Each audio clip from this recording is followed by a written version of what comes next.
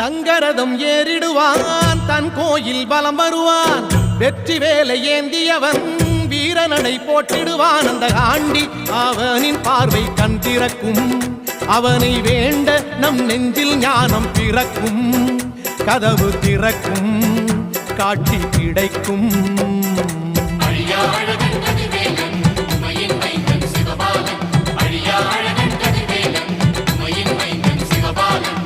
Thaipusam வந்ததையா Thaipusam வந்ததையா